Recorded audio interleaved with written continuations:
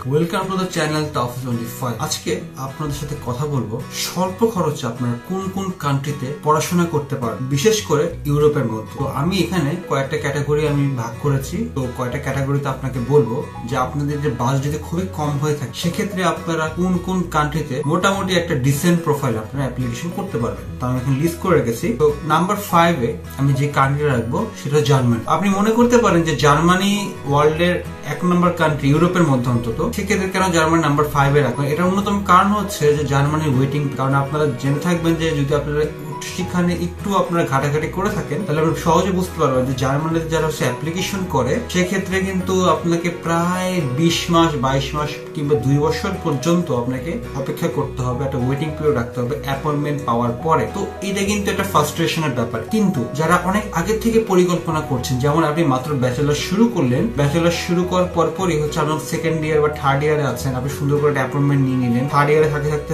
বা ফোর্থ ইয়ারে আপনি আইএলটিএস দিয়ে দিলেন, তারপর খুব সুন্দর করে আপনি পড়াশোনাটা শেষ করতে করতে অ্যাপ্লিকেশন করে ফেললেন। অ্যাপ্লিকেশন করতে করতে দেখা গেল যে যতক্ষণ আপনার অফার লেটার আসলো ততক্ষণ আপনার অ্যাপয়েন্টমেন্টে চলে আসলো। এইভাবে যদি আপনি প্ল্যান করতে পারেন তাহলে আপনি জার্মানিতে অ্যাপ্লিকেশন করতে পারেন। কিন্তু আপনি যদি একদম শেষ করলেন পড়াশোনা, হঠাৎ করে চিন্তা করলেন বিদেশ যাবেন, কোথায় অ্যাপ্লিকেশন, কিন্তু আপনার বাজেটও কম, সেক্ষেত্রে আমি মনে করি না জার্মানিতে আপনার অ্যাপ্লিকেশন করার কোনো দরকার আছে। কারণ হচ্ছে আপনি জার্মানিতে আপনি অ্যাপ্লিকেশন করলেন কিন্তু আপনি যেতেই পারলেন না, যেতে 2 বছর পর্যন্ত আপনাকে ওয়েট করতে হলো। এটা কিন্তু একটা ফ্রাস্ট্রেশনের ব্যাপার, মানসিকগতভাবে ফ্রাস্ট্রেশনের ব্যাপার। তবু যারা এই পর্যন্ত ধৈর্য নিয়ে যারা আগাতে পারবে তাদের জার্মানি আপনার অ্যাপ্লিকেশন করতেই পারেন, সেক্ষেত্রে কোনো সমস্যা হবে না। আচ্ছা, 4 নম্বর যে আমি কান্ট্রিটা রাখছি সেটা হচ্ছে পোল্যান্ড। আপনারা পোল্যান্ডে দেখতে পারেন, কারণ পোল্যান্ডের টিউশন ফি কিন্তু খুবই কম। আপনার 2000 থেকে আপনার 6000 7000 পর্যন্ত ওঠানামা করবে, কিন্তু আপনি খুব কম খরচে কিছু পাবলিক ইউনিভার্সিটি কিন্তু পোল্যান্ডের মধ্যে পেয়ে যাবেন। এবং পোল্যান্ডে কিন্তু আপনার যদি আপনার স্পন্সরশিপ ডকুমেন্টেশন সব দেখাতে হয়, কিন্তু পোল্যান্ডে কিন্তু বর্তমান সময় রুলস রেগুলেশন চেঞ্জ করেছে এবং কিছু শিথিল করেছে। আপনারা পোল্যান্ডের যে এম্বাসি ওয়েবসাইটটা আছে সেই ওয়েবসাইটে দেখলে কিন্তু আপনারা খুব সুন্দর করে আপনারা ধারণা পেতে পারেন যে কি কি ধরনের রিকোয়ারমেন্ট লাগে। কিন্তু আপনাদের যাদের হচ্ছে মোটামুটি একটা প্রোফাইল আছে অবশ্যই আইএলটিএস এ দিয়ে যাবেন, কারণ পোল্যান্ড আইএলটিএস টা খুব ম্যাটার করে। তো সেক্ষেত্রে হচ্ছে আপনারা পোল্যান্ডকে আপনার বিবেচনা রাখতে। এর পরবর্তী সময় যে কান্ট্রিটা রাখবো সেটা হচ্ছে 3 নাম্বার যে কান্ট্রিটা সেটা হচ্ছে পর্তুগাল। পর্তুগাল আপনারা দেখতে পারেন, কিন্তু পর্তুগালের সমস্যা হচ্ছে পর্তুগাল বাংলাদেশ থেকে কিন্তু ভিসা খুবই রেশিওটা খুবই কম। কিন্তু যদি কিনা আপনারা হচ্ছে কোনো স্কলারশিপ ম্যানেজ করতে পারেন কিংবা হচ্ছে আপনারা যারা পিএইচডি হোল্ডার আছে তাদের কিন্তু পর্তুগালটা আপনারা হচ্ছে কনসিডার করলেও করতে পারেন।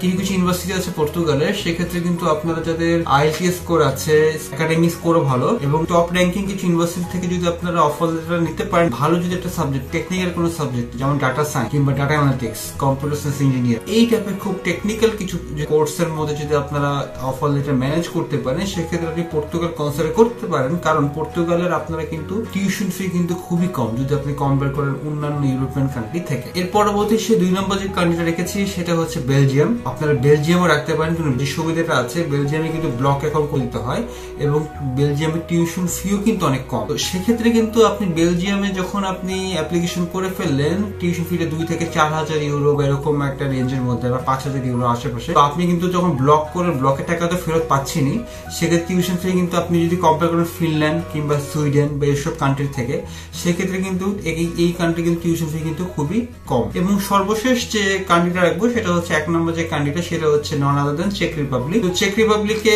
আপনার টিউশন ফি কিন্তু খুবই কম। টিউশন ফি যদি আপনি লাইফ সায়েন্স আছে কিংবা অস্ট্রোগা আছে, মেন্টাল ইউনিভার্সিটি আছে, মাসারা ইউনিভার্সিটি আছে, এই যে ইউনিভার্সিটি গুলো টিউশন ফি কিন্তু আপনি 2000 থেকে আপনি 4000 5000 মধ্যে কিন্তু আপনি পার ইয়ার কিন্তু পেয়ে যাবেন টিউশন। সেক্ষেত্রে কিন্তু আপনি খুব সহজে একটা ডিগ্রি কিন্তু কমপ্লিট করে ফেলতে পারবেন চেক রিপাবলিকের মধ্যে। চেক রিপাবলিকের লিভিং এক্সপেন্সটাও খুবই কম, যদিও চেক রিপাবলিকে এখন অনেক স্টুডেন্টরা চলে আসছে যার কারণে অ্যাপয়েন্টমেন্ট পাওয়াটা একটু কষ্টসাধ্য ব্যাপার। তবু যারা ধৈর্য নিয়ে যারা হচ্ছে ওয়েট করতে পারবেন তাদের জন্য চেক রিপাবলিক কিন্তু ভালো একটা ডেস্টিনেশন হলেও হতে পারে। এবং আমি এই 5টা কান্ট্রি আপনারা দেখতে পারেন, আমি আবারও বলে দিচ্ছি, জার্মানি আছে, তারপরে পর্তুগাল আছে, পোল্যান্ড আছে, বেলজিয়াম আছে, চেক আছে। এছাড়াও আমি আরেকটা কান্ট্রি বলে দিই সেটা হচ্ছে অস্ট্রিয়া। আপনি অস্ট্রিয়া দেখতে পারেন, কিন্তু অস্ট্রিয়া কিন্তু টিউশন ফি নেই।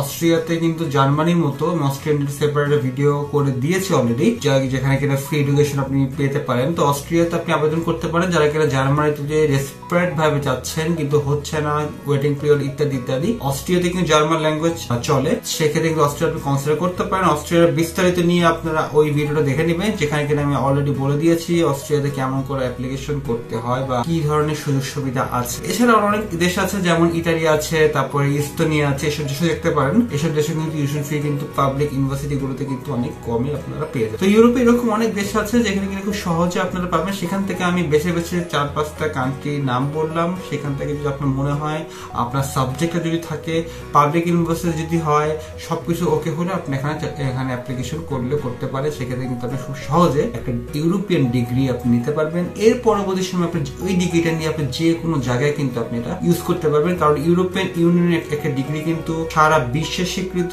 সারা ইউরোপিয়ান ইউনিয়নের মধ্যে স্বীকৃত। তো আপনি যদি মনে হয় যে আমি এই দেশে গেলাম, এই দেশে আমার থাকার ইচ্ছা নাই, কিন্তু আপনি চাইলে ওই ডিগ্রিটা নিয়ে আপনার যে ডেজার্ট কান্ট্রি হতে পারে, সেটা নেদারল্যান্ড হতে পারে, জার্মানি, ওই কান্ট্রিতে আপনি মুভ করতে পারবেন, ওই কান্ট্রিতে জব নিয়ে যেতে পারবেন। সেইটাও কিন্তু সুযোগ আছে, কিন্তু আপনাকে পড়াশোনাটা আপনাকে অবশ্যই শেষ করতে হবে।